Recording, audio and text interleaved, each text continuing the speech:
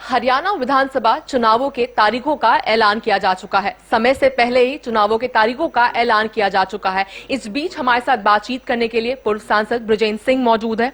Haryana news पर आपका स्वागत है सर। उचाना से आपने नामांकन डाला है, हालांकि लोकसभा चुनाव में टिकट नहीं मिल पाई थी आपको। कितनी उम्मीद लगती है कि इस बार जो आपका जो नामांकन है वो एक्सेप्ट किया जाएगा? क्योंकि अगर कांग्रेस की बात करें तो काफी सर्वे किया जा रहा है। इस बार कहा जा रहा है कि कई लेयर्स और सर्वे होंगे, काफी मजबूत जो कैंडिडेट्स होंगे उन्हें ही मैदान में इस बार उतारा जाएगा। नहीं, वो तो हर पार्टी की अपनी प्रक्रिया होती है, किस प्रकार से अपने उम्मीदवारों का वो चयन करें। और सर्वे जो है वो एक नई तकनीक है जो पिछले 10-12 साल से हमारे पॉलिटिकल सिस्टम में आई है, खासतौर पर इलेक्शन में, और उसका प्रयोग कांग्रेस भी कर रही है। लेकिन बहुत सी चीज़ें हैं जिनको नज़र में रखकर उसमें सर्वे भी एक है, टिकटों का फैसला किया जाता है। तो बाकी मैंने अपना आवेदन किया है और मेरा मानना है कि मेरे जो क्रेडेंशियल्स हैं उसके आधार पे पार्टी मुझे उचाना कला से अपना उम्मीदवार बनाएगी। उचाना की अगर हम बात करते हैं तो प्रेमलता जी को अक्सर देखा जाता है कि वहां से चुनाव लड़ती हुई नजर आती है। इस बार आपके सामने दुष्यंत चौटाला हो सकते हैं।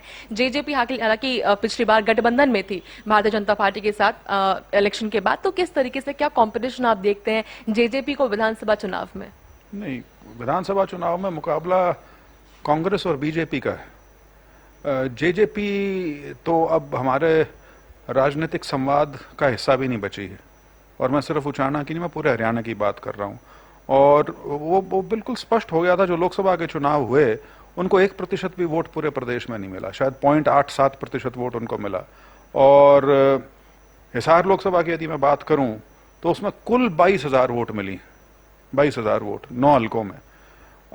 उचाना सेगमेंट की यदि बात करें, जहां से ये 93,000 वोट लेकर विधानसभा में गए थे, उस सेगमेंट में लोकसभा में मात्र 4200 वोट आई हैं। तो उनके बारे में ये बात करना कि मुकाबले में होंगे नहीं होंगे, वो प्रश्न और समय व्यर्थ करने की बात है, क्योंकि मुकाबला हरियाणा में सीधा सीधा कांग्रेस और बीजेपी के बीच का है। सर, अगर कांग्रेस की हरियाणा की बात करते हैं तो गुटबाजी लगातार देखने को मिलती है। यात्राओं को लेकर भी काफी सवाल उठाए गए थे कि किस तरीके से कुमारी शैलजा का एक अलग यात्रा निकाला गया, रणदीप सुरजेवाला की यात्रा की बात करें, दीपेंद्र सिंह हुड्डा की भी यात्राओं की बात करें, तो लगातार ये जो एक विभाजन देखने को मिलता है, गुटबाजी देखने को मिलती है। कहीं ना कहीं एसआरके गुट पहले कहा जाता था, जिसमें से अब किरण चौधरी बीजेपी में जा चुकी हैं। आपको कहीं ना कहीं आपके और आपके पिताश्री को कहा जाता है कि साथ में, तो किस तरीके से देखते हैं? क्योंकि सीएम फेस को लेकर काफी सारी दावेदारी है, चर्चाएं चल रही है, किस तरीके से सीएम फेस के सवाल को आप देखते हैं, क्योंकि बीजेपी इसे उठा रही है? देखिए, मैं ये सारी गतिविधियां जो अलग अलग स्तर पे हो रही हैं या अलग अलग नेता जो कर रहे हैं, मैं इन सबको एक पहिए के जो वो स्पोक्स होते हैं व्हील के, उसका हिस्सा मानता हूँ। वो सारे इकट्ठे मिलकर चलेंगे, पहिया तभी अच्छी तरह से घूमेगा। और कांग्रेस का पहिया हरियाणा में इस बार बड़ी मजबूती से घूम रहा है और सारे नेता अपना योगदान उसके अंदर दे रहे हैं। बल्कि इस चीज़ से तो सबको खुश होना चाहिए कि सारे सीनियर नेता लगे हुए हैं। उनका जो भी कार्य क्षेत्र है या उनका जो भी प्रभाव का क्षेत्र है, सभी नेता पूरी तरह से चुनाव में लड़े हैं। और आपने लोकसभा के चुनाव के नतीजे भी देखे, जब चुनाव की बात आई तो सारी पार्टी एक होकर चुनाव लड़ी थी। और जहाँ तक आप मुख्यमंत्री पद की बात कर रहे हैं, तो ज़रूर स्वाभाविक सी चीज़ है कि बहुत सीनियर लोग हैं पार्टी के अंदर और सबकी महत्वाकांक्षा होती है। तो उस नाते हर आदमी अपना अपना प्रयास करता है। लेकिन मुख्यमंत्री की घोषणा कांग्रेस का जो हमेशा इतिहास रहा है, वो चुनाव खत्म होने के बाद जब मेजॉरिटी आ जाए उसके बाद ही एक प्रक्रिया के तहत किया जाता है। इकलौता अपवाद उसमें सिर्फ तब होता है यदि पार्टी रूलिंग में हो, सिटिंग चीफ मिनिस्टर को यदि आगे के लिए अनाउंस कर दें तो। अन्यथा कांग्रेस में इस प्रकार की प्रथा नहीं रही कि सीएम पहले अनाउंस कर दिया जाए। आपने महत्वाकांक्षाओं की बात की, तो क्या बृजेंद्र सिंह इस चीजों को लेकर के हाईकमान के सामने चीजें रखेंगे? नहीं, हाईकमान से तो चर्चा एक स्वाभाविक सी चीज है, वो राजनीतिक व्यवहार का एक हिस्सा है। तो सारी चीजें जब आप अपने नेताओं के साथ बैठ के कोई चर्चा करते हैं, राजनीतिक चर्चा, तो बड़ी साधारण सी चीज है, वो तो डिस्कस होती है सारी की सारी। नहीं नहीं, कोई भी हो, सिर्फ मुख्यमंत्री। देखिए, पार्टी ने जब चुनाव लड़ना होता है तो सारी पार्टी को एक होकर अपने मुद्दों पे लड़ना होता है, और जो विपक्ष जो है उसकी उसकी जो कमियां हैं उसको उजागर करके चुनाव लड़ना पड़ता है।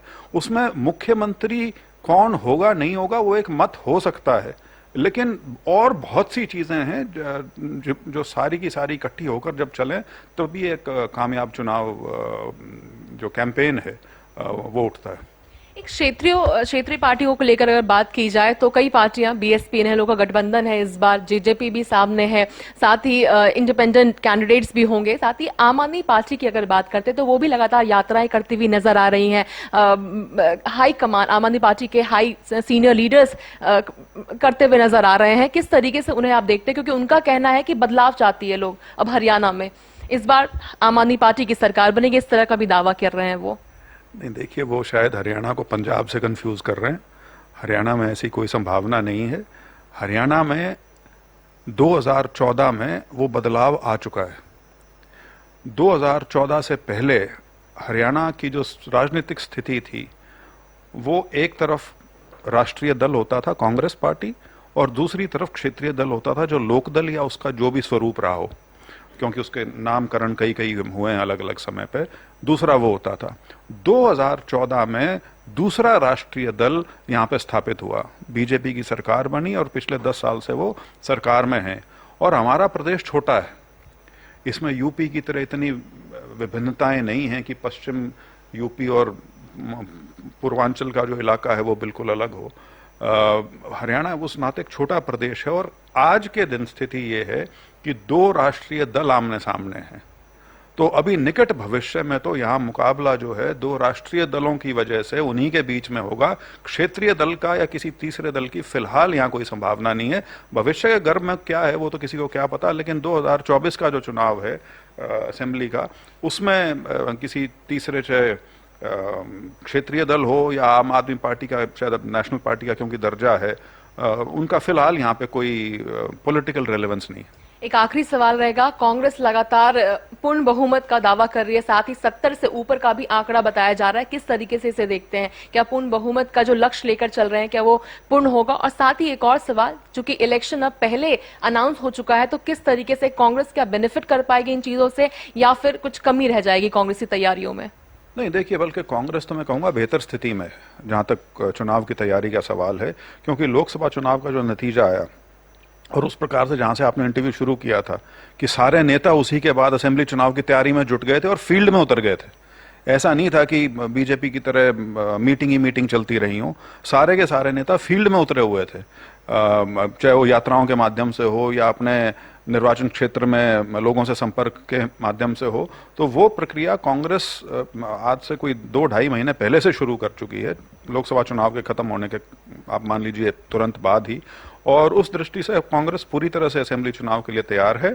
और मैं आंकड़ों में नहीं जाता, लेकिन बहुत भारी बहुमत से कांग्रेस इस बार हरियाणा में सरकार बनाने जा रही है, क्योंकि लोगों में जो गुस्सा है बीजेपी के लिए, उनका जो 10 साल का शासन रहा है उसके लिए, वो बहुत तीखा है। ग्राउंड पे आप उसको जाएंगे तो आप उसको सुन पाएंगे, उसको भांप पाएंगे।